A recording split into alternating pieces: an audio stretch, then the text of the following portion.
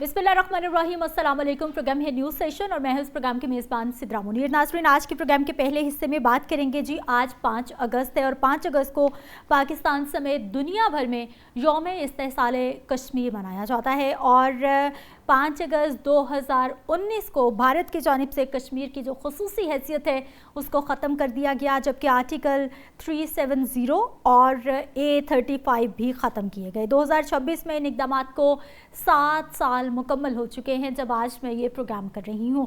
इस सारी सूरत हाल के बाद, कश्मीर की ख़ुसूसी हैसियत ख़त्म होने के बाद वहाँ पर किस तरह से जो है वो भारत की जानिब से, मोदी हुकूमत की जानिब से किस तरह से वहाँ पे जुल्म सितम ढाए जा रहे हैं और ये मसला कश्मीर जो है वो आखिर किस तरह से हल होगा, और भारत जो पूरी दुनिया में बना फिरता है जी अमन का दाई, वो क्यों इस तरह की जो है वो हरकतें भी कर रहा है और उसको पूछने वाला भी कोई नहीं है, रोकने वाला भी कोई नहीं है। इसी पे बात करेंगे जी। गुलाम रसूल बलोच साहब हमारे साथ मौजूद हैं। आप साबिक सफ़ीर हैं सर, आपको खुश आमदीद कहते हैं, बहुत शुक्रिया आपके टाइम का।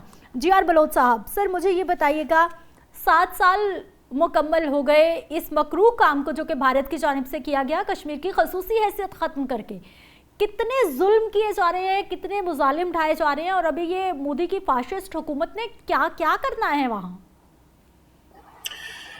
शुक्रिया जी। देखिए, वाकई ये दिन जो है वो हमें याद दिलाता है, हर साल हम याद करते हैं, इस साल भी याद कर रहे हैं कि अनफॉर्चुनेटली हमारे ईस्टर्न नेबर में एक ऐसी स्टेट जो बड़ी अच्छी स्टार्ट किया उसने, लेकिन कुछ उसके लीडर बेहतर थे, लेकिन गुज़श्ता 12 साल से जो एक फैशिस्ट रजीम आया है वहाँ पे, जो कि हिंदुत्व में बिलीव करता है, जो लोगों को तकसीम करने में बिलीव करता है, जो लोगों को रिलीजियस, मजहबी, लिसानी और रेसिस बेसिस पे डिवाइड करता है सोसाइटीज़ को, वो आया है। और फिर उसके एम्बिशंस भी हैं, और वो एम्बिशंस बड़े एक लिहाज से उनके जो हैपोथेटिकल और डॉगमेटिक हैं कि जी यहाँ पे किस ज़माने में 5000 10,000 साल पहले कोई हिंदू यहाँ रियासत थी, उसको हमने बनाना है,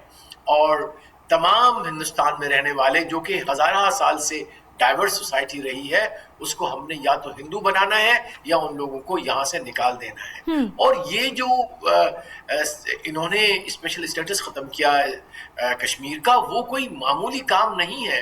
ये उसके ग्रैंडर जो उनका बड़ा जो स्कीम है कि हिंदुस्तान को जो है हिंदू राष्ट्र दे कॉल इट, कि एक हिंदू परस्त, कौम परस्त मुल्क बनाया जाए, और फिर पूरे खित्ते को, साउथ एशिया को भी नहीं बल्कि एशिया को पूरा के पूरा को डोमिनेट किया जाए। और ये खुसूसी जो स्टेटस था कश्मीर का, व्हाट इट इंश्योर्ड वाज कि कश्मीर हमेशा के लिए मुसलमान, उसकी जो हैसियत थी, आइडेंटिटी, वो रहेगी, और जो असल कश्मीर थी वहां पे वो कभी भी माइनॉरिटी में नहीं तब्दील होंगे।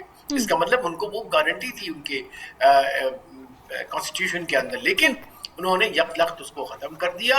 और खत्म इसलिए किया कि उन्होंने सबसे पहले उनके कश्मीरी जो आइडेंटिटी उस पे उन्होंने कारी ज़रब डाली, और फिर मुसलमान as a culture, as a civilisation, हमने देखा है कि इस हिंदुत्व की जो पूरी सियासत है, चाहे बैरूनी हो चाहे अंदरूनी हो, वो मुकम्मल तौर पे एंटी मुस्लिम, इस्लामोफोबिया और एंटी पाकिस्तान पे मुनहसर रही है, बल्कि एंटी मुसलमान रही है। मैं हमेशा कहता हूँ, आज नहीं कह रहा, कि now India has become practically the AP centre of Islamophobia. इस्लाम को एज ए सिविलाइजेशनल थ्रेट देख रहे हैं।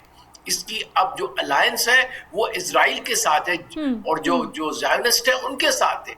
वो भी इस्लाम को, मुसलमानों को, अरबों को, ईरानी मुसलमानों को, पाकिस्तानी, टर्की को भी वो अपना दुश्मन समझते हैं, और ये अब उस लीग में जाके खड़ा हो गया है। तो ये मैं समझता हूँ कि बहुत बड़ा खतरे की घंटी थी ये हमारे लिए, मुसलमानों के लिए, कि हिंदुस्तान आगे मुसलमानों के साथ क्या करने चला है। अच्छा जी आर बलोच साहब, मुझे सर ये भी बताइएगा कि जो पाकिस्तान की कश्मीर पॉलिसी है, کیا اس میں کسی تبدیلی کی ضرورت ہے, اس میں نظر ثانی کی ضرورت ہے؟ کیونکہ اس اقدام کو 7 سال ہو گئے ہیں, اور نہ صرف میں پاکستان کی کشمیر پالیسی کی بات کروں گی بلکہ میں پوری دنیا کے ان ممالک کی بھی بات کروں گی جو کہ انسانی حقوق کے تحفظ کے جو ہیں وہ علم بردار بنے پھرتے ہیں, جو کہ انسانیت کی بات کرتے ہیں. وہ کیوں آج تک سوئے میں ہیں؟ وہ ابھی تک ایک پلیٹ فارم پہ اکٹھے کیوں نہیں ہو رہے؟ وہ کشمیریوں کو حق خود ارادیت کیوں نہیں دے رہے؟ وہ وہاں پر کشمیر کی آبادیوں کو تبدیل کیوں ہونے دے رہے ہیں؟ وہ کیوں خاموش ہیں؟ جی ایگزیکٹلی یہی سوال ہے جو Pakistan as a country, as a society, اور ہمارے ڈپلومیٹس, ہماری جو منسٹری آف فارن افیئرس اور جو ہمارے لیڈرز وہ ہر جگہ اجاگر کرتے ہیں. لیکن انفارچونیٹلی چونکہ دنیا کی اٹینشن اور جو بڑے اور ارجنٹ ان کے لیے ایشوز آتے ہیں ان پہ چلی جاتی ہے. لیکن یقینی طور پہ پاکستان ہمیشہ یونائٹڈ نیشنز کے فورم کے اوپر ہر اجلاس میں, آپ اس کی پروسیڈنگ دیکھ لیجئے گا. میں چونکہ Pakistan mission to the UN میں رہ کے آیا ہوں وہاں پہ نیو یارک میں, تو لا محالہ جہاں ہیومن رائٹس کی بات ہوتی ہے وہاں ہم کشمیر کا نام اٹھاتے ہیں, کشمیر کے لوگوں کی ہیومن رائٹس وائلیشن جو انڈیا کر رہا ہے اس کے متعلق بات کرتے ہیں. ہم ہمیشہ یونائٹڈ نیشن کی سیکورٹی کونسل کے وہ ریزولوشن جو کشمیر کو حق اختیار دیتی ہیں کہ وہ اپنے فیصلہ کرے کہ کس طرف جانا ہے انہوں نے, ہندوستان کی طرف یا پاکستان کی طرف, اس کی یاد دہانی کراتے رہتے ہیں. اب سوال یہ ہے کہ کیا ہم ہندوستان کو زبردستی کر سکتے ہیں؟ زبردستی نہیں ہو سکتے, لیکن دیر آر سرٹن لیگل ویز کہ اس وقت نہ صرف یہ کہ یہ ایک انہوں نے کانسٹیٹیوشنل استعمال کیا ہے ہر بار, لیکن اس کے علاوہ جو پیلٹ گنس مار کے اتنے سینکڑوں جو بچے تھے ان کو بلائنڈ کر دیا ہے. بہت سارے کو 1 لاکھ سے زیادہ لوگ جو ہے وہ شہید ہو چکے ہیں گزشتہ 2 دہائیوں میں, پلس بہت سارے جو ہیں وہ گم ہیں. بچوں کے ساتھ زیادتیوں کی جو ہے وہ خبریں بھی آتی ہیں, ان کو انویسٹیگیٹ کیا جائے. بلکہ میں کہوں گا کہ اب ٹائم آ گیا ہے کہ جو مقبوضہ کشمیر کی لیڈرشپ باہر ہے وہ بھی, اور پاکستان بھی, اور وہ لوگ جو درد رکھتے ہیں ہیومن رائٹس وائلیشن کا, they should go to International Court of Justice, they should go to the International Criminal Court کہ کس طرح سے وہاں جینوسائیڈ ہو رہا ہے ڈفرینٹ فارمز کے اندر. تو بیسیکلی ہم نے اس چیز کو بچانا ہے. صحیح بلوچ صاحب, آپ نے بالکل صحیح کہا کہ وہاں پر جو ہے وہ لوگوں کو سانس لینے کی بھی اجازت نہیں دی جا رہی, اور خاص طور پہ میں برہان وانی کو بالکل نہیں بھولنا چاہوں گی جو کہ ایک ینگ لیڈر کے طور پر باہر آتے ہیں, اور اس طرح کے کئی نوجوان ایون کہ حریت رہنما جو بھی کوشش کرتا ہے, بات کرنے کی کوشش کرتا ہے, آپ اسے جو ہے وہ اٹھا لیتے ہیں, آپ اسے گرفتار کروا دیتے ہیں, آپ اس کو غائب کروا دیتے ہیں, یعنی کسی کو بولنے کی اجازت نہیں دی جا رہی. موسٹ امپورٹنٹ کوسچن سر, اس وقت کون سے خطے کے ایسے ممالک ہو سکتے ہیں, دنیا کے ایسے ممالک ہو سکتے ہیں جو پاکستان کو کشمیر کاز میں ہیلپ کر سکتے ہیں؟ کیا ہمیں اپنی پالیسی مزید بہتر بنانے کی ضرورت ہے, ہمیں مزید بلانٹ بولڈ ہونے کی ضرورت ہے, یا پھر جو جیسے چل رہا ہے وہ ویسے ہی چلتا رہے گا, specially after the middle east situation? نہیں دیکھیے, اس طرح نہیں ہے. بہت سارے ملک, کیا OIC میں بہت سارے ریزولوشنس ہیں, پورا OIC آپ کو اور کشمیر کے شو کرتا ہے ہائی لائٹ. ایران بڑا کھل کے سامنے بات کرتا ہے کشمیر کی بات. ٹرکش پریزیڈنٹ اردوغان نے اپنی اسپیچز بھی کی ہے, یونائٹڈ نیشنز میں کی ہے, اپنے ملک میں کی ہے, باہر کی ہے, پاکستان میں آ کے تو وہ دھڑلے سے بات کرتے ہیں. چائنا ہے مکمل طور پہ آپ کے ساتھ کھڑا ہوا ہے. تو اور یورپین یونین کے بہت سارے ایسے ملک ہیں جو کہ ویل میننگ ہے, جو کہ قانون کی بات کرتے ہیں, قانون انٹرنیشنل قانون کی بالادستی کی بات کرتے ہیں, ہیومن رائٹس کی بالادستی کی اور ان کی حرمت کی بات کرتے ہیں, وہ مکمل طور پہ کشمیریوں کے ساتھ کھڑے ہیں. تو یہ امپریشن کبھی نہیں جانا چاہیے کہ خدا نخواستہ international support for Kashmir is weakened, لیکن ہمیں پتہ ہے کہ سیاست دنیا کی اپنے مفادات پہ چلتی ہے, لہٰذا یو کی ناٹ فورس. لیکن اس کا سب سے بڑا یہی ایک طریقہ کار ہے کہ اس مدعے کو یاد کرتے رہنا چاہیے, دنیا کو بتاتے رہنا چاہیے, اپنے نوجوانوں کو بتاتے رہنا چاہیے. بلکہ آج ابھی میں آپ سے بات کرنے سے 1 گھنٹہ پہلے یونیورسٹی میں تھا, NUD میں, یہاں کراچی میں, اور وہاں نوجوان تھے, اور ان کو یہی میں نے بتایا کہ آپ نے بھولنا نہیں ہے کشمیر کو, despite the fact that born little late, کہ آپ کو پوری تاریخ بتا, اور ان کو ہم نے تاریخ بتائی کہ کیسا ہوا, کیا وعدہ تھا. کیونکہ دیکھیے, ہم ہمیشہ کہتے ہیں کہ کشمیر کا पाकिस्तान से इलाक, ये पाकिस्तान की तकमील है, क्योंकि ये तकमील उस आइडिया की है, उस इस्लामी तशख़्ख़ुस की है, उस मुसलमान तशख़्ख़ुस की, उस मुसलमान सिविलाइजेशन की है। तो ये जो कारी ज़र्ब लगाई है इसने बीजेपी हुकूमत ने, वो इस्लामी तमद्दुन पे लगाई है, सिविलाइजेशन पे लगाई है, उसकी शिनाख्त पे लगाई है। लिहाजा it is very serious matter for me as a student of history. ठीक, बलोच साहब मुझे ये बताइएगा सर, 2019 से 2026 आ गया है, 7 साल गुजर चुके हैं। एक तो कश्मीर की सूरत हाल में किस हद तक आपने तब्दीली देखी है, और भारत किस हद तक कामयाब रहा है अपने मज़मूम मकासद पूरे करने में इन 7 सालों में?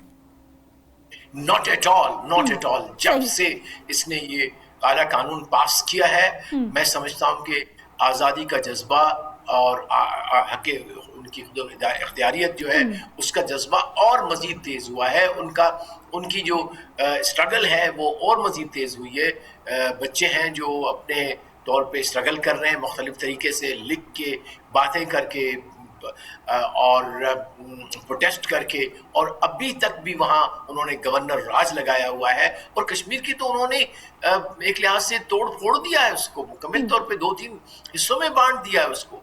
डिस्पाइट ऑल ऑफ दैट वो इस काबिल नहीं हो सके कि मुकम्मल तौर पे वहाँ गवर्नर अपना हटा दें, फौज हटा दें। अब भी कश्मीर में सबसे ज़्यादा पर कैपिटा के हिसाब से बहुत, पूरी दुनिया में सबसे ज़्यादा आर्मी वहाँ पे है, तकरीबन 600,000 जो आर्मी है वहाँ पे है।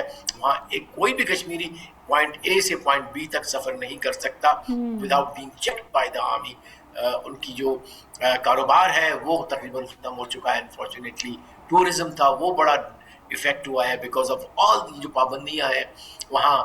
ना तो इंटरनेट भी टूटता और चलता रहता है, इसी तरह से जर्नलिज्म तो उन्होंने मुकम्मल तौर पे स्विच ऑफ कर दिया है। कोई जर्नलिस्ट जो है वो आज़ाद अपना राय देना चाहे नहीं दे सकता।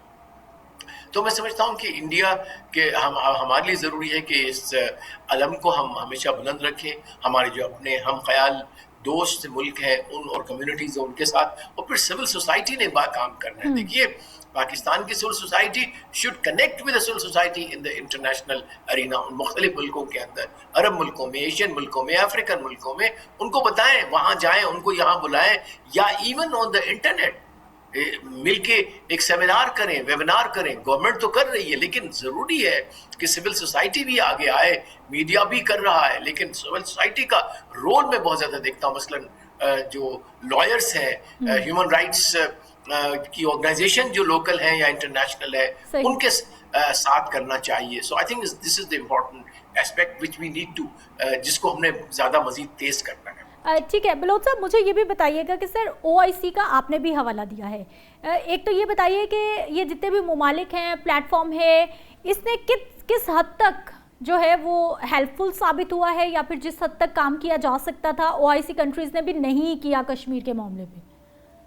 नहीं, मैं नहीं समझता कि विदिन जो पेरीमीटर होते हैं इंटरनेशनल कानून के ऑर्गेनाइजेशंस का, यही होता है कि आप रेजोल्यूशन पास कराते हैं, सख्त अल्फाज इस्तेमाल करते हैं उस गवर्नमेंट के खिलाफ जो ये वायलेशन कर रही है। और वो हमने देखा है, UN के अंदर भी हुआ है, OIC भी हुआ है, में भी हुआ है, यूरोपियन यूनियन भी करता रहा है, और बहुत सारी ऐसी ऑर्गेनाइजेशन हैं जो कि इंटॉलरेंस के लेवल पे इंडिया को बहुत नीचे चले गए कि इंडिया में इंटॉलरेंस बहुत बढ़ रहा है, रिलीजियस इंटॉलरेंस बढ़ रहा है, वहाँ डिस्क्रिमिनेशन बढ़ रही है, वहाँ पे ह्यूमन राइट्स की वायलेशन है। इनफैक्ट जर्नलिस्ट के एक जो फोरम है उसने कहा है कि जर्नलिज्म जो है वो हिंदुस्तान में खासतौर पर मकबूजा कश्मीर के अंदर बहुत ही अंडर कंट्रोल है, और वहाँ आज़ादी नहीं है सहाफ़त की, वहाँ आज़ादी नहीं है रिलीजन्स की। In fact this one international index जिसमें बताया जाता है कि कौन सी वो कंट्री है जहाँ पे कम से कम जो है वो रिलीजियस फ्रीडम है, तो India is on the top from that point of view.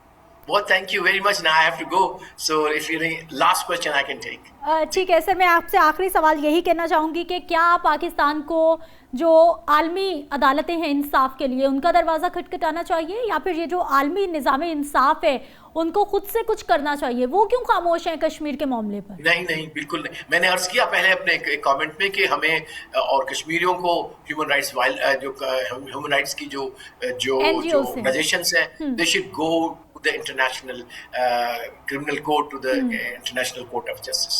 Thank you very ठीक है, गुलाम रसूल पाकिस्तान। बलोच साहब, आप हमारे साथ मौजूद रहे, आपका बहुत शुक्रिया, आपने हमें टाइम दिया है। और आज 7 साल मुकम्मल हो गए हैं जब भारत की जानिब से अपने मज़मूम मकासद पूरे करने के लिए कश्मीर की ख़ुसूसी हैसियत को ख़त्म कर दिया गया था।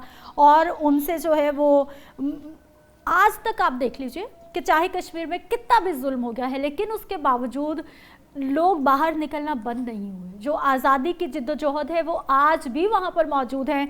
नौजवान बड़ी तादाद में जो है वो तकलीफ़ों से गुजरे हैं, उन्होंने अपनी ज़िंदगियाँ हार दी हैं, माँओं ने अपने बच्चे कुर्बान कर दिए हैं, लेकिन आज तक वहाँ पर ये कोशिश की जा रही है कि हमने अपना जो हक़ खुद इरादियत है उसको नहीं छोड़ना, हमने जो अपनी आज़ादी का हसूल है हमने उसको नहीं छोड़ना। मकबूजा कश्मीर में इंसानी हकूक़ की जो खिलाफवर्जियाँ हैं और आबादी का जो तनासुब है तब्दील करने की कोशिशों पर तशवीश का इजहार आज भी किया जा रहा है। मुझे ब्रेक पे जाना है, वापस आएंगे, कुछ मज़ीद टॉपिक्स हैं उन पर बात करते हैं। ब्रेक के बाद एक बार फिर से आपको खुश आमदीद कहते हैं। नाज़रीन, आए रोज़ हमारे पाकिस्तान के नौजवान या फिर किसी ना किसी इदारे से लोग ऐसे ना ऐसी कोई ना कोई हरकत करते रहते हैं जिससे पाकिस्तान का नाम जो है वो पूरी दुनिया में रोशन नहीं होता बल्कि बदनाम होकर रह जाता है। पहले हम लोग पीआईए की बात करते थे कि पीआई के जो कैबिन क्रू है उनमें से कोई ना कोई जाता था और किसी भी मुल्क में, यूरोप में जाके स्लिप हो जाता था, वापस ही नहीं आता था। और फिर हमने इस तरह की बहुत सारी जो एक्टिविटीज़ हैं वो खेलों के मैदान में भी देखी कि प्लेयर्स जो हैं वो ऑब्वियसली जब किसी भी मुल्क का दस्ता प्लेयर्स की सूरत में किसी भी मुल्क में जाता है उनको वीज़े की आसानी हो जाती है क्योंकि गवर्नमेंट इन्वॉल्व होती है, फेडरेशन इन्वॉल्व होती है, लेकिन जो हमारे प्लेयर्स हैं वो भूल जाते हैं पाकिस्तान की इज़्ज़त को, तशख़्ख़ुस को, और वहाँ पर जाकर स्लिप हो जाते हैं। अब जी नॉर्वे जाने वाले जी बैटर हैं बेटर फ्यूचर पाकिस्तान, एक कैंप से खिलाड़ी पता हो गए हैं, वो नॉर्वे तो गए लेकिन वहाँ पर जाकर अब गायब हो गए, उनको ढूंढा जा रहा है। लेकिन ऑब्वियसली जब इस तरह से प्लेयर गायब हो या फिर किसी भी कंपनी का, कोई सरकारी इदारे का कोई भी बंदा गायब होता है तो फ़ौरन से पहले फिर पता चल जाता है कि भाई ये किस मकसद के लिए जो हैं वो स्लिप हुए हैं। लेकिन सवाल सबसे बड़ा ये है कि हमारे पास उनको बाउंड करने के लिए कौन से तरीके हैं, कौन से रास्ते हैं, हम किस तरह से अपने लोगों को, ख़ास तौर पे अपने प्लेयर्स को बाउंड कर सकते हैं। और 2022 की अगस्त की बात कर लीजिए तो कॉमनवेल्थ गेम्स में बर्मिंघम बरतानिया में पाकिस्तानी बॉक्सर सुलेमान बलोच मुकाबलों के बाद टीम के साथ वतन वापस नहीं आए थे, वो भी वहाँ पे गायब हो गए थे, लापता हो गए थे, स्लिप हो गए थे। अब इस सारी सूरत हाल में पाकिस्तान का नाम कितना बदनाम हो रहा है और ये जो लेटेस्ट खबरें आ रही हैं अब किस तरह से इन प्लेयर्स की खोज लगाई जाएगी, खासतौर पर ये जो नॉर्वे में वाक़या पेश आया। बात करेंगे जी अशरफ चौधरी साहब हमारे साथ मौजूद हैं, आप सीनियर स्पोर्ट्स जर्नलिस्ट हैं। सर, आपको खुश आमदीद कहते हैं, बहुत शुक्रिया आपके टाइम का। अशरफ चौधरी साहब, हम सरकारी इदारों की बात करते थे, ब्यूरोक्रेसी की कहीं ना कहीं बात होती थी, कहीं ना कहीं पीआईए की आए रोज़ खबरें, ये प्लेयर्स भी इसी खाते में चल रहे हैं कि गए और वहाँ पे जो है वो फिक्स हो गए। फिर देखिए जी, पाकिस्तान के जो हालात हैं, ये बात कहना गलत नहीं होगा कि आज का जो पाकिस्तान का नौजवान है वो बेरोजगार है, उसके पास कोई नहीं रोशन मुस्तकबिल के लिए। उसने ख्वाब तो जरूर सजाए हैं लेकिन उन ख्वाब को पूरा करने के लिए यहाँ पर ना उसके पास नौकरी है, ना उसके पास कोई ऐसी सहूलत मौजूद है कि वो यहाँ पर पाकिस्तान में अपना मुस्तकबिल बना सके। लिहाजा जिस भी जो गुज़िश्ता 3-4 साल से जो इंटरनेशनल सूरत हाल पैदा हुई पाकिस्तान में भी, तो उसकी वजह से नौजवान यहाँ से बददिल होकर बैरून मुल्क जा रहे हैं। और फिर ऊपर से हमारे इदारों की पॉलिसी भी ऐसी है कि किसी को सहूलत नहीं देनी और ऐसी चीजों में रुकावटें पैदा करनी है कि फिर नौजवान तो खिलाड़ी जो है, नौजवान वैसे ही बददिल हो चुके हुए हैं। और उस ऊपर से खिलाड़ियों की आपने बात की कि पाकिस्तान के खिलाड़ी अब बैरून मुल्क जाते हैं तो वहां पर जाकर गायब हो जाते हैं, दस्ते से निकल जाते हैं। और अभी आपने जिस तरह बात की better future of Pakistan, better future of Pakistan के साथ साथ अपना सेल्फ फ्यूचर जो बनाने के लिए वो वहां से गायब होते हैं, यही बड़ी वजह बनी है। कॉमनवेल्थ गेम 2022 में मैं उस वक्त मौजूद था वहां पर, जो बॉक्सर जो है रात तक हम उसके साथ मौजूद थे और सुबह जब उसकी फ्लाइट वापसी की थी तो वो होटल से गायब था। इसी तरह कॉमनवेल्थ गेम 2026 में भी यही वाकया पेश आया कि एक मरतबा फिर बॉक्सर जो है वहां से गायब हुआ। अब देखें, कोई मैकेनिज्म नहीं है पाकिस्तान की खेलों की तंजीमों के पास कि वो खिलाड़ी को यहाँ से लेके जाए और वहां पर वो गायब ना हो और वापस उनके साथ वापस आए। क्योंकि सबसे बड़ी वजह है کہ جو کھلاڑی باہر گئے ہیں اور اس مرتبہ بھی جو کھلاڑی وہاں سے غائب ہوا اس کی فیملی نے یہاں پر بانڈ بھر کے دیا ہوا ہے، سیکورٹی بانڈ. تو جب اس قدر آپ کھلاڑیوں سے سیکورٹی بانڈ بھی لیتے ہیں، اس کے باوجود بھی کھلاڑی غائب ہو جائے، اس کا مطلب کہیں نہ کہیں تو کچھ خرابی ہے نا کہ آپ کے سسٹم میں. چودھری صاحب یہ پہلی بار نہیں ہوا سر، 2022 کا آپ نے حوالہ دیا، 2026 کا آپ نے حوالہ دیا، پھر قومی باکسر نذیر اللہ کی بات کر لیں 2024 میں جی یورپی ہاکی ٹور تھا جی پولینڈ میں، وہاں پر 3 کھلاڑی اور ایک فزیو تھراپسٹ صاحب بھی وہیں کے وہیں رہ گئے، وہ بھی واپس نہیں آئے. 24 جولائی 2025 میں world university games Germany, Pakistani دستے کے رکن شازل احمد ٹیم سے الگ ہو گئے، لاپتہ ہو گئے، ان کا بھی کوئی پتہ خبر نہیں ہے. اچھا سر، یہ جتنے بھی کھلاڑی پہلے سلپ ہوئے ہیں پاکستان سپورٹس بورڈ کی جانب سے یا پھر متعلقہ صوبوں کے سپورٹس بورڈ کی جانب سے، ان کے خلاف کیا ایکشن لیا گیا ہے؟ کیا ان کو فالو کیا گیا ہے، ان کو واپس لانے کی کوشش کی گئی ہے، ان کی فیملی کے ساتھ ان ٹچ رہا گیا ہے، یا پھر بس چلا گیا تو چھوڑ دیا، ہمارے اپنے بڑے جھنجٹ ہے اس لیے یہ آئے روز چیزیں ہو رہی ہیں، آسان ہو گئی ہیں؟ دیکھیں آپ کو اندازہ ہے کہ میں ایک لمبے عرصے سے سپورٹ جرنلزم کر رہا ہوں. سپورٹ جرنلزم میں یہ واقعات بہت کم پیش آتے تھے، کوئی اکا دکا واقعہ پیش آتا تھا، لیکن اس کے بعد کیا ہوتا تھا، اس کھلاڑی کے یا اس آفیشل کی فیملی کے ساتھ رابطہ کیا جاتا تھا اور انہیں کہا جاتا تھا کہ یہ آپ کی ذمہ داری ہے ان کو واپس یہاں پر لانا اور ان کو پاکستان میں واپس لانا، پھر اس کے بعد وہ جو مرضی کریں.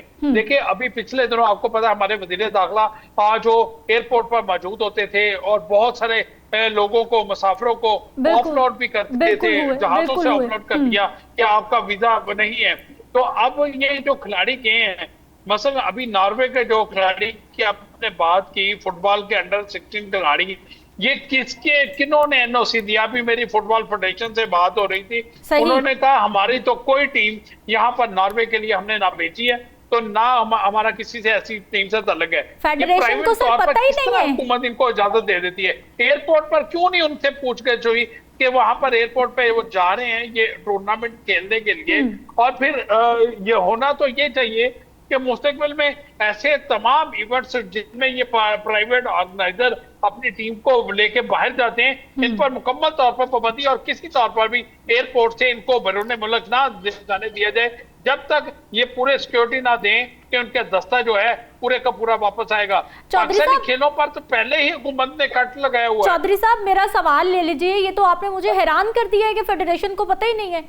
یعنی ایسے بھی ٹیمز باہر جاتی ہیں کہ وہ پاکستان، اوبویسلی وہ پاکستان کی ٹیم کہلاتی ہے جب باہر جاتی ہے، نہ حکومت کو پتہ ہے، نہ فیڈریشن کو پتہ ہے، نہ پاکستان سپورٹس بورڈ کو پتہ ہے، یا پھر متعلقہ جو بھی صوبہ ہے یا پھر جو بھی معاملہ ہے کسی کو پتہ ہی نہیں ہے، کسی فیڈریشن کو. اور ایسے ہی اپنے طور پہ سر ٹیم کیسے چلی جاتی ہے؟ یہ تو بہت بڑی نیگلیجنس ہے، کوشچن مارک ہے یہ تو بہت بڑا سسٹم پہ. دیکھیں جی، اب انٹرنیشنل مقابلے تو دنیا بھر میں ہو رہے ہوتے ہیں. ابھی بھی امریکہ نیو جرسی میں رات بھی ایک مقابلہ ہوا، وہاں پر بھی پاکستان کے ایک نوجوان نے وہاں پر فائٹ کی اور پاکستان کے لیے گولڈ میڈل جیتا. لیکن وہ تو پلیئر وہیں پہ نیو جرسی میں رہ رہا تھا، پاکستانی کھلاڑی، تو اس نے تو گولڈ میڈل جیت لیا. جو یہاں سے جو پرائیویٹ آرگنائزیشن اپنے اپنے ٹیموں کو رجسٹرڈ کرواتی ہیں، ان کا کوئی سدباب کرنا چاہیے. اسی طرح پھر یہ کھلاڑیوں سے پیسے لیتے ہیں، پھر کھلاڑی تو اس قدر تک تیار ہوتا ہے، وہ فیڈریشن یا وہ اس این جی او کو یا اس کلب کو کہتا ہے کہ آپ ہمیں باہر بھجوائیں، ہم اپنا خرچہ خود کر لیں گے. اچھا، پھر ایسے یہاں تک یہ ہوتا ہے. تو اب یہ جو کلب گئی ہے، اس نے جو ناروے کپ ہوا، ناروے کپ پاکستان فٹ بال فیڈریشن کا اس سے کوئی تعلق نہیں ہے، نہ پاکستان فٹ بال فیڈریشن نے کسی کو این او سی دیا کہ وہ جو ٹیم کو لے کے چلے جائے. اگر پرائیویٹ طور پر لے کے جاتے ہیں تو یہاں پر حکومت کا فرض ہے کہ ایئرپورٹ پہ پوچھیں کہ آپ کس سے این او سی آپ نے لیا؟ آپ نے پاکستان سپورٹس بورڈ سے این او سی لیا؟ اگر پاکستان سپورٹس بورڈ نے ٹیم کو بھجوانے کے لیے این او سی دیا ہے، پھر پاکستان سپورٹس بورڈ سے سوال ہونا چاہیے، بالکل ہونا چاہیے. اس کے دفتر میں ایسے کون سے لوگ ہیں جو پیسے لیتے ہیں اور این او سی دے دیتے ہیں؟ یہ تو پاکستانی کھیلوں میں پہلے ہی بڑا ہے کہ پیسے لو, एनओसी दो, जाओ यार जाके खेलाओ. अच्छा चौधरी साहब मुझे ये बताइए, पाकिस्तान की कितनी बदनामी होती सर, है यकीनी ये शायद तौर कोई पर नहीं जानता. चौधरी साहब बहुत बदनामी होती है और इसी को रो रहे हैं बैठे हुए कि चाहे वो खेल के मैदान से हैं, चाहे वो हमारी इंटरनेशनल एयर के हवाले से बात कर लें या किसी भी बात से. जब भी इस तरह नौजवान या कोई भी अमला जाके स्लिप होता है तो यकीनी तौर पर पाकिस्तान की बड़ी बदनामी होती है. सर मुझे एक तो ये वाकई बहुत बड़ा क्वेश्चन मार्क है, ना फेडरेशन को पता है, ना पाकिस्तान स्पोर्ट्स बोर्ड को पता है, ना हुकूमत को पता है, और पाकिस्तान की टीम जो है वो पाकिस्तान की रिप्रेजेंटेटिव बनकर जो है वो कहीं पे भी दुनिया में घूम रही है. बहुत बड़ा क्वेश्चन मार्क है. सर दूसरा मुझे ये बताइए कि इस वक्त पूरी दुनिया के जो मोस्ट इंपॉर्टेंट कंट्रीज़ हैं या फिर डेवलप्ड कंट्रीज़ जिन्हें हम कहते हैं, जहाँ पे हमारे नौजवान जाना चाहते हैं, वहाँ के वीज़ों के हवाले से पाकिस्तान पे बड़ी सख्तियाँ हैं और ये हमारी अपनी हरकतों की वजह से सख्तियाँ हैं, वीज़े नहीं मिलते. जब सर स्पोर्ट्स की बात आती है तो क्या वीज़ों का हसूल आसान हो जाता है कि लोग मतलब दूसरे ममालिक को लगता है कि अब हुकूमतें इन्वॉल्व हैं या फिर स्पोर्ट्स के लिए कोई सॉफ्ट कॉर्नर होता है, वीज़े आसानी से मिल जाते हैं इसलिए ये रास्ता लिया जाता है? देखिए जी, इसमें तो सबसे पहले तो ये होता है कि जो खिलाड़ी यहाँ से बहुत सारे खिलाड़ी और लोग जो हैं वो एक्रेडिटेशन कराते हैं मुतलका खेलों की तंजीम के साथ और फिर वहां से एनओसी हासिल करते हैं कि उनकी जो इवेंट हो रहा है उसके लिए वो एनओसी हासिल करते हैं. लेकिन पाकिस्तान हुकूमत ने उसको कितना चेक एंड बैलेंस किया? पाकिस्तान स्पोर्ट्स बोर्ड है, आईपीसी मिनिस्ट्री है, उसने कितना इन लोगों को चेक किया और बगैर चेक किए आपने उनको गो थ्रू कर दिया. वो के वहां पे से आप एनओसी लेते हैं, अपनी एक्रेडिटेशन करवाते हैं, उस एक्रेडिटेशन के बेस पर उस मुल्क का, क्योंकि किसी भी मुल्क में कोई इवेंट हो रहा होता है उसकी जो यहाँ पे जो भी कौंसल खाना होता है या सफारत खाना होता है तो वहां से उनको लेटर भिजवाया जाता है कि आप इनको वीजे जारी कर दें. देखिए हुकूमत पाकिस्तान तो वीजे नहीं जारी कर सकती, कनाडा, अमेरिका, नॉर्वे या इंग्लैंड का, तो उनकी हुकूमत ने पहले ही उन खेलों की तंजीमों ने अपनी एम्बेसी को कहा होता है कि हमारे पास ये रजिस्टर्ड है, इनको वीजा जारी कर दिया जाए. अब यही हो रहा है कि जिस तरह जितने प्लेयर्स गायब हो रहे हैं, अब मुस्तकबिल में जो जेन्युइन प्लेयर हैं उनके लिए मुश्किलात खड़ी हो जाएंगी कि उनको वीजे नहीं दिए जाएंगे, उनके इवेंट मिस होंगे. फिर उसका जिम्मेदार कौन होगा? उसका ये लोग जिम्मेदार होंगे जो लालची लोग हैं और पैसा लेते हैं प्लेयर से और पैसा लेकर अपनी जेब में भी डालते हैं और प्लेयर को कहते हैं तुम अपने खर्चे पे चले जाओ. तो प्लेयर तो कोशिश करता है कि मेरी बैनुल-अक़वामी सतह तक रसाई हो सके और ताकि अगर वो गायब नहीं भी होता कम से कम वो ये आके कह सकता है कि मैंने इंटरनेशनल इवेंट खेला है. फिर उससे कब मुस्तकबिल ये होता है कि मुस्तकबिल में आने वाले जो इवेंट्स होते हैं उसके लिए वो कोचिंग ले सकता है, वो अंपायरिंग के ले सकता है, वो मुख्तलिफ ऑफिशियल के तौर पर भी रिप्रेजेंट कर सकता है. ठीक, चौधरी साहब अब मुझे ये बताइए कि आपने स्पोर्ट्स बोर्ड पाकिस्तान, ऑब्वियसली उनकी जिम्मेदारी है पूरे पाकिस्तान की कि जहाँ जहाँ क्या क्या एक्टिविटीज़ हो रही हैं उन्होंने नज़र रखनी है, उनके पास रिकॉर्ड होना ज़रूरी है. गवर्नमेंट ऑफ पाकिस्तान कैसे वीज़े मिल रहे हैं, कैसे लोग बाहर जा रहे हैं, ऑब्वियसली इस पर बहुत बड़ा क्वेश्चन मार्क लगता है. सर फुटबॉल फेडरेशन का मुझे बताइए कि ये जो फुटबॉल फेडरेशन है क्या ये भी उतनी ही कसूरवार है या फिर फेडरेशन जो है वो किसी खास इलाके की होती है? कुछ प्राइवेट क्लब्स होते हैं जिनका फेडरेशन से कोई ताल्लुक नहीं होता, क्योंकि फुटबॉल जो है वो पाकिस्तान में बहुत सारे तनाज़ात का शिकार रहा है. इसकी पता नहीं कितनी फेडरेशंस, लड़ाइयाँ, झगड़े, क्या क्या कुछ होता रहा है.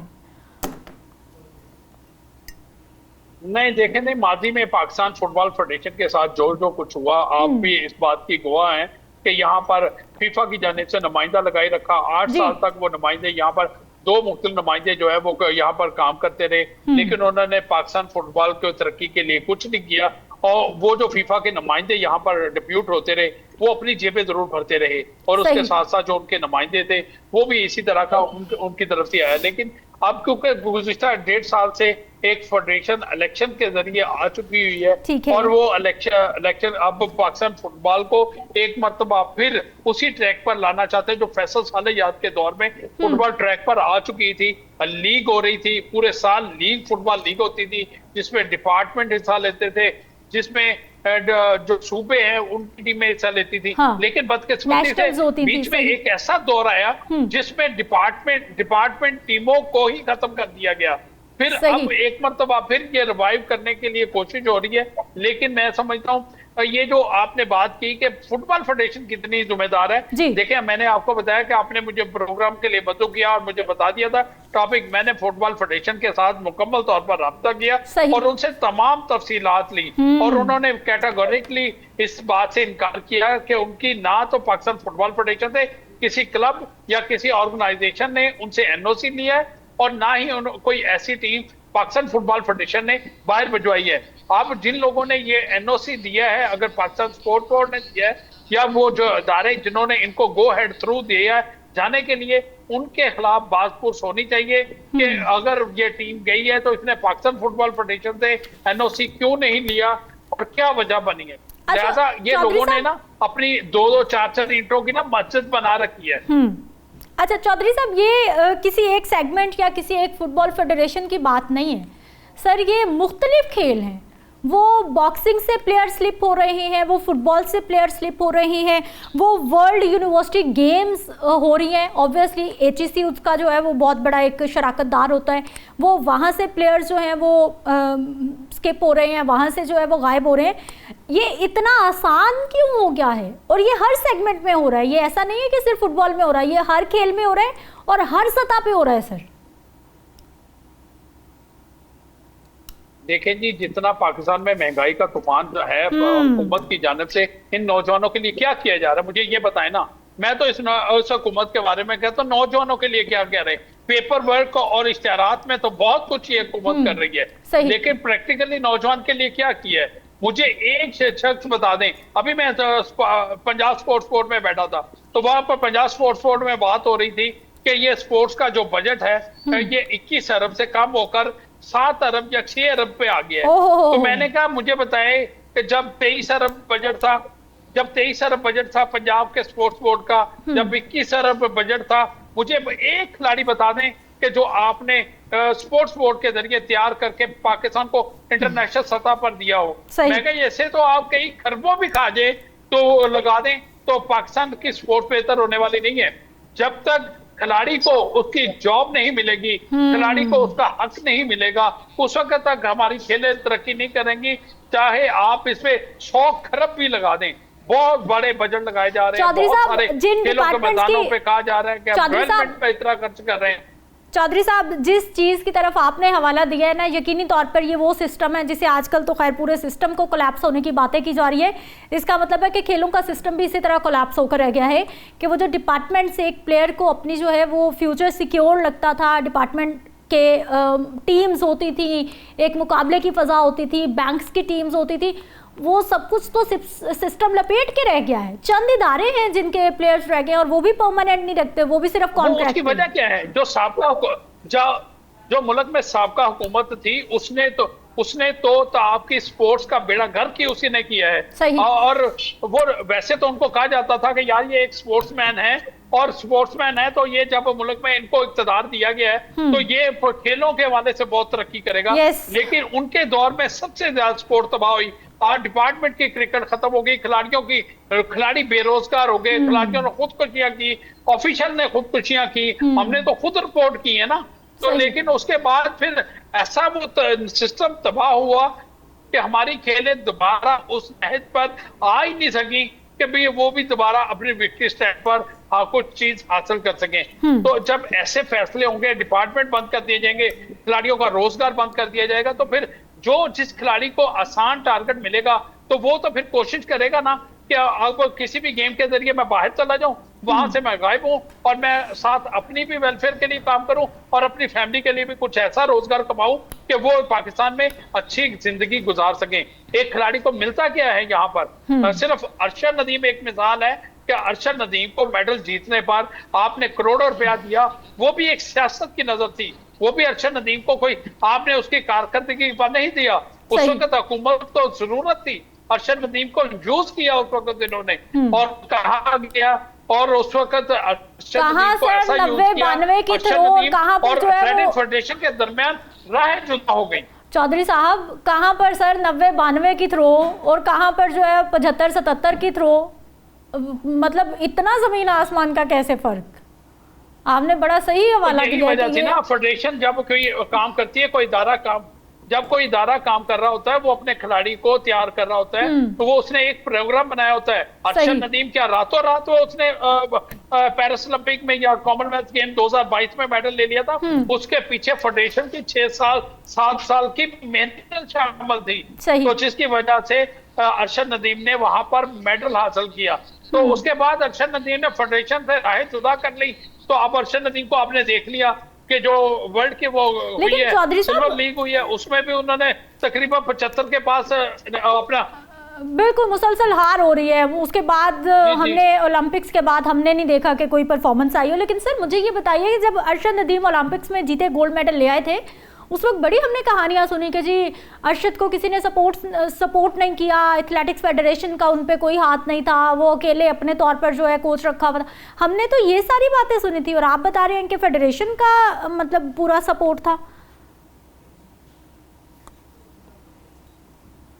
جی بالکل, کیونکہ میں تو پچھلے 31 سال سے سپورٹ کو کور کر رہا ہوں, تو مجھے تو ان کی اچھی بیسی کا پتا ہے کہ کہاں پہ جا کے یہ ہوا.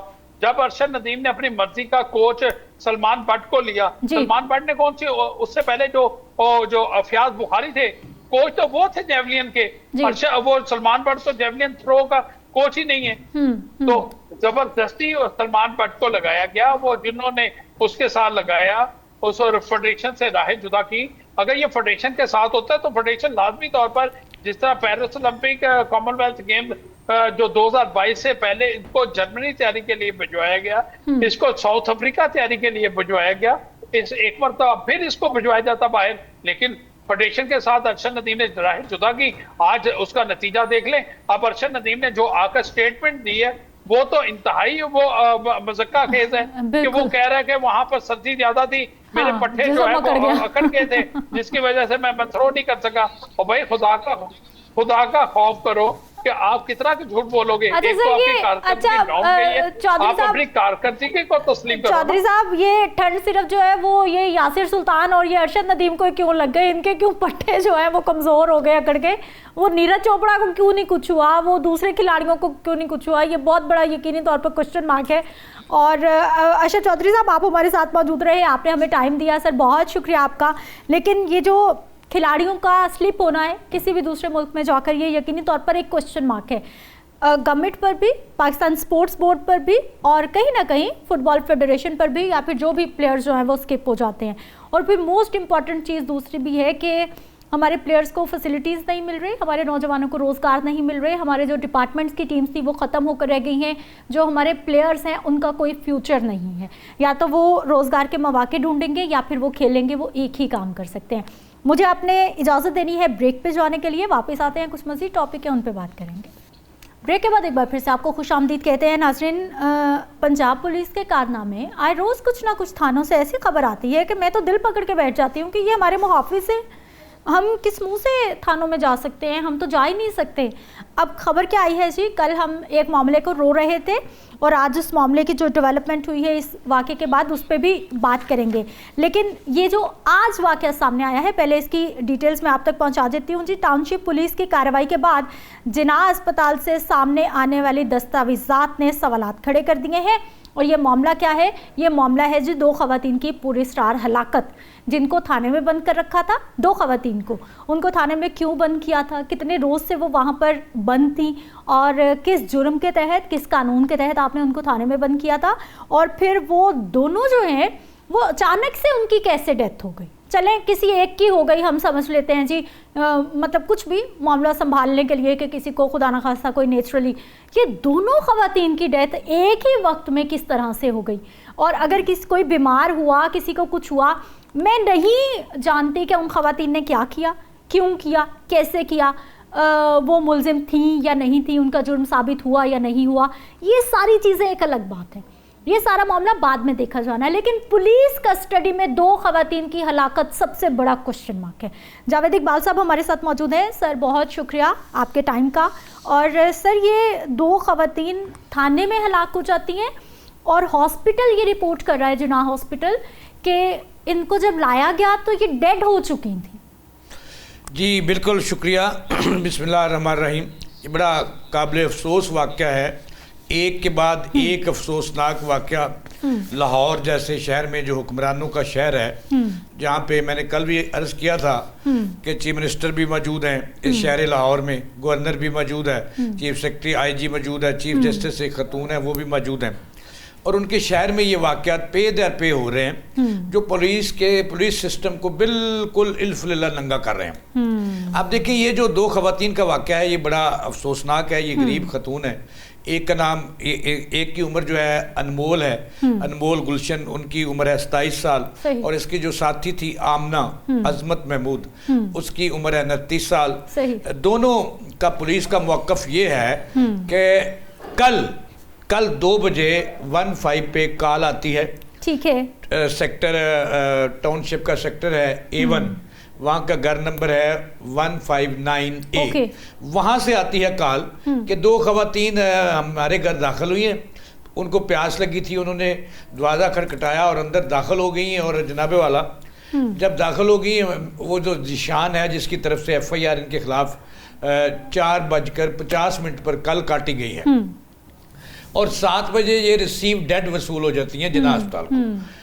اب دیکھیں وہ کہتا ہے جی کہ یہ اندر داخل ہو گئی، میری بہن نے پانی پلایا، اور اس کے بعد جو ہے نا وہ انہوں نے کہا جی کہ ہم پیرنی ہیں، دم درود کرتی ہیں، وہ کہتا ہے جی بالیاں لے لی، 5000 روپیہ لے لیا، لیکن جب پولیس پہنچی تو ان کے پاس سے وہاں سے ان کی درگت بنانے کا سلسلہ شروع ہو گیا تھا۔ دونوں نوجوان خواتین ہیں، غریب گھرانے سے پولیس نے مارنا شروع کر دیا، تو وہاں ہی اس گھر میں ذرائع یہ بتا رہے ہیں کہ پہلے وہ جو گھر والے تھے انہوں نے مارا پیٹا کافی، اور اس کے بعد جب وہ بے ہوش ہونے کے قریب ہو گئیں تو 15 پہ کال کی اور پورے محلے نے مارا، اور اس کے بعد جناب پولیس کے حوالے کر دی۔ یہ کیسر ندیم صاحب ہیں، کوئی ASI غازی آباد کا عمران تھا یہ، لیکن یہ کیسر ندیم ہے، یہ ان کو تھانے لے جاتا ہے 3:20 پر کل، یعنی کہ 4 اگست کو وہ تھانے لے کے دونوں خواتین کو پہنچتا ہے، اور اس کے بعد 4:50 پر FIR درج ہوتی ہے، اور FIR میں کہیں نہیں لکھا کہ وہ نشئی تھی یا پہلے سے ریکارڈ یافتہ تھی، وہ لکھتے ہیں کہ یہ نوسر بازی کی انہوں نے گھر کے اندر داخل ہو کر۔ چلیں جی، وہاں پہ اندر پولیس اسٹیشن میں بھی تشدد ہوتا ہے، اس کے بعد ذرائع کہتے ہیں کہ جب یہ مرنے لگتی ہیں 3rd ڈگری ان پہ استعمال ہوتا ہے کلیہ تشدد کا، اور جب یہ مرنے لگتی ہیں تو ان کو جناح ہاسپٹل قریب تھا وہاں لایا جاتا ہے، اور وہاں ڈاکٹر کہتے ہیں کہ یہ ریسیو ڈیڈ ہے، ان کی موت اس سے پہلے ہی 2 گھنٹے یا 1 گھنٹے ہو چکی ہے۔ مجھے یہ بتائیے جاوید صاحب، ایک تو یہ جو آپ نے 3rd ڈگری کہا ہے اس کا مجھے بتائیے ڈیٹیل کہ یہ کیا ہوتا ہے، اور دوسرا یہ بھی مجھے قانون سمجھائیے، کیا پولیس کو قانونی اجازت دیتا ہے کہ آپ کسی بھی ملزم کو پکڑیں اور اس پہ تشدد کریں؟ جی، اس کے لیے پاکستان کا جو آئین پاکستان ہے 1898 CRPC کی دفعہ 52 یہ کہتی ہے کہ کوئی مرد پولیس والا کسی خاتون کو اس وقت تک گرفتار نہیں کر سکتا، نہ اس تک اس کی تفتیش کر سکتا ہے جب تک اس کے خلاف لیڈیز پولیس نہ ہو۔ اب FIR کے مطابق جو ان کو پکڑا تو کیسر ندیم صاحب نے پکڑا، وہاں بھی انہوں نے وائلیشن کی قانون کی، اور پھر تھانے دیکھیں کون سا ایسا، اب یہ جب انکوائری DIG نے شروع کروا دی ہے، SP صدر اس کے انکوائری افسر ہیں، ابھی تک ان خواتین جو ہیں ان کی دونوں کی ڈیڈ باڈی جو ہے وہ جناح اسپتال کے مردہ خانے میں پڑی ہے، اور ابھی تک پوسٹ مارٹم نہیں ہوا کہ کاز کیا ہے۔ کاز تو تب سامنے آئے گی نا جب پوسٹ مارٹم رپورٹ آ جائے گی۔ اب پوسٹ مارٹم رپورٹ دیکھیں 2 گھنٹے کا، صرف 2 سے 3 گھنٹے کا وقت ہے، ایک 2 سے 2:30 بجے 2:45 بجے وہ خواتین دونوں کو پکڑتے ہیں، ان کو تھانے لے جاتے ہیں، اور اس کے بعد ان کی موت واقع ہو جاتی ہے۔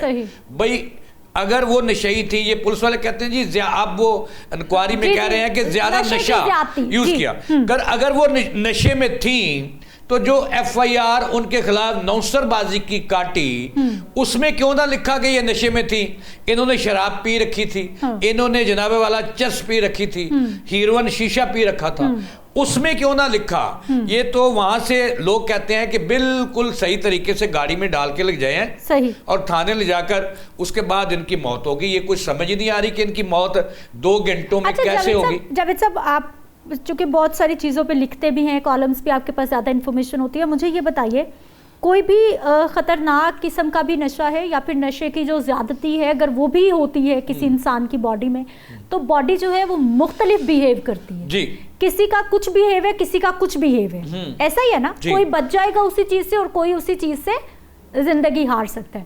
یہ دونوں ایک ہی وقت میں کس طرح سے جو ہے وہ, یہ بہت بڑا کوشچن مارک ہے. دیکھیں یہ کوشچن مارک ہے اور یہ تو پولیس سسٹم کو ننگا کر رہا ہے. جیسا میں نے پہلے عرض کیا تھا کہ یکے بعد دیگرے ایسے واقعات ہو رہے ہیں.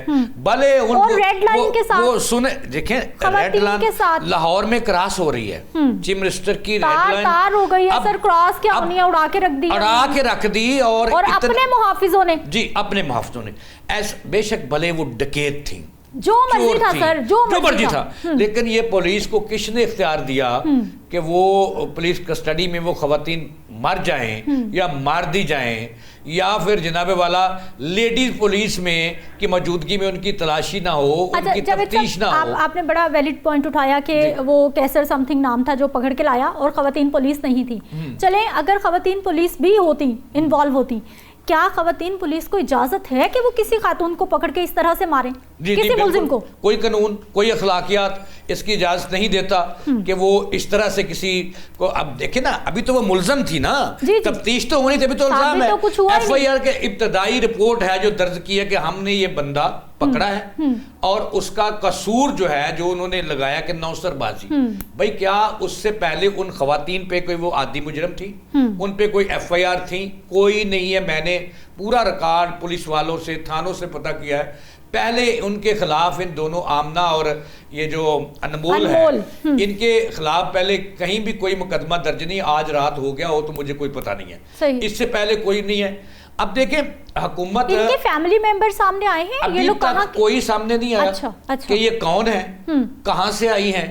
اور لوگ تو یہ کہتے ہیں کہ جب وہ پکڑی گئی, اس گھر کے اندر داخل ہوئی, پانی پلایا, انہیں شربت پلایا, تو اس کے بعد جب وہ کوئی واردات انہوں نے کرنے کی کوشش کی ہوگی یا کی ہے, تو لوگ محلے کے کہتے ہیں کہ اس گھر کے اندر بھی ان پہ خوفناک تشدد, تھپڑ مارے, گھونسے مارے, گھسیٹا, بالوں سے پکڑ کر گھسیٹا.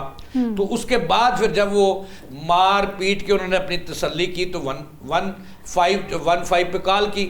اب وہ گھر والے کھاتے پیتے ہیں, ایک اے ایس آئی آیا, ان کو مینج کیا اور جس طرح سے بھی کیا انہوں نے کیا ہوگا.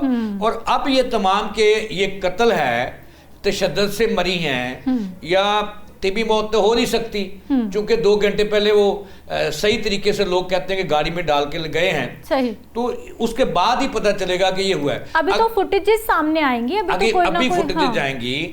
اور دوسرا یہ کہ پوسٹ مارٹم کے بعد ہی یہ پتہ چلے گا کیمیکل انالیسس سے کہ ریزن کیا ہے. لیکن اب تک کے جو شواہد مل رہے ہیں, لوگوں کے جو بیانات ہیں, لوگ یہی کہہ رہے ہیں مقامی کہ پولیس نے روایتی تشدد کر کے اور اس کی وجہ سے وہ مری ہیں, ان کی ایسی جگہ پہ چوٹیں لگی ہیں جو وہ برداشت نہیں کر سکی اور زندگی کی بازی ہار گئی. پولیس کے اتنے ہاتھ جاوید صاحب کیوں کھلے ہوئے, ان کو کیوں نہیں روکنے والا؟ کل وہ 78 لوگوں والا وہ واقعہ, آج جو ہے یہ 2 خواتین پولیس کی حراست میں جو ہے وہ جان کی بازی ہار گئیں.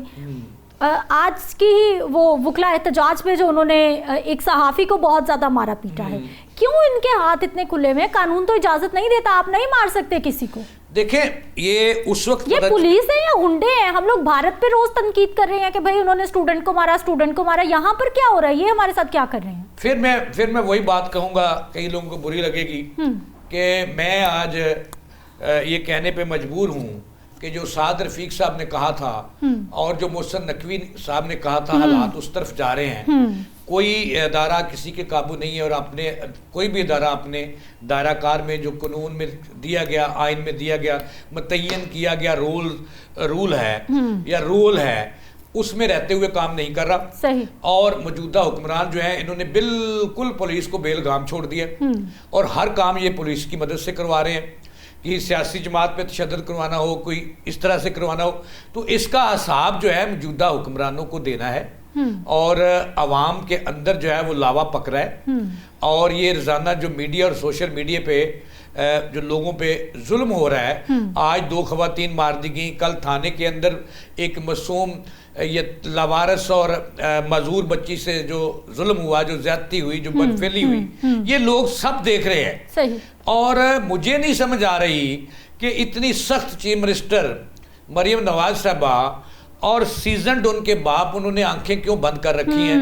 پولیس کو کیوں بے لگام چھوڑ رہا ہے؟ اپنی باری جب آئی تھی، جب آپ اپوزیشن میں تھے اور جیلوں میں ڈالا جا رہا تھا، اس وقت نون لیگ پوری کہہ رہی تھی کہ پولیس جو ہے اس ملک کی ظالم ہے اور ملک پولیس سٹیٹ بن گیا ہے، اور حکمرانوں نے، اس وقت کے حکمرانوں نے پولیس کو بے لگام چھوڑا۔ آج کیوں نہیں پولیس کو لگام دے رہے؟ کل ان پہ بھی وقت آنا ہے، میں قبل از وقت بتا رہا ہوں کہ کل ان پہ بھی وقت آنا ہے، اس سے پہلے کہ عوام کا، جیسے سعد رفیق نے کہا تھا کہ کچی اتنے علاوہ پک رہا ہے کہ کچی آبادیوں سے ڈنڈے لے کے نوجوان نکلیں گے اور ان کو روک نہیں کوئی سکے گا۔ تو اس سے پہلے کہ وہ وقت آئے، خود بتا رہے ہیں، خود نون لیگ والے خود کہہ رہے ہیں، تو اس سے پہلے کہ وہ وقت آئے، چیف منسٹر صاحبہ کو سخت اقدامات کرنے ہوں گے، چیک اینڈ بیلنس کا سسٹم ڈیولپ کرنا ہوگا، جو پولیس آفیسرز ہیں، اہلکار ہیں، ان کا میڈیکل ٹیسٹ کے ساتھ ساتھ ان کا مینٹلی ٹیسٹ بھی کروانا ہوگا کہ کتنے اب نارمل ہیں، کتنے نارمل ہیں، کتنے ذہنی تشدد کو پسند کرتے ہیں، اور ذہنی تشدد کر کے لوگوں پر جسمانی تشدد کر کے تسکین فیل کرتے ہیں۔ ان تمام کا ماہر نفسیات سے ایک ایس او پی بنانے ہوں گے، جو کہ یہ سارا کچھ کیپٹن ذمہ دار ہوتا ہے اور اس کو جواب دینا ہوتا ہے، اور کیپٹن جو ہے اس صوبے کی وہ چیف منسٹر ہے، جاوید صاحب مجھے ان کو ایسے ایس او پی بنانے ہوں گے۔ میں تو حیران ہو رہی ہوں کہ یہ جتنے بھی اس طرح کے پولیس والے ہیں، یہ اپنے گھر میں خواتین کے ساتھ کیا کرتے ہیں؟ ان کی زندگیاں انہوں نے الگ سے اجیرن کی ہوئی ہوں گی، لگتا تو ایسے جو گھروں میں ان کے موجود ہیں، کیونکہ باہر جو کچھ ہو رہا ہے obviously وہ آپ کی پرسنالٹی بتا رہے ہیں کہ آپ گھر سے کس طرح سے آ رہے ہیں، وہ آپ کا پورے کا پورا بیک گراؤنڈ، آپ کے پورے کا پورا کریکٹر بتا رہے ہیں۔ بہت شکریہ جاوید اقبال صاحب، پروگرام کا ٹائم ختم ہو گیا، انشاءاللہ اگلے پروگرام میں ملاقات ہوگی، اپنا خیال رکھیے، اللہ نگہبان۔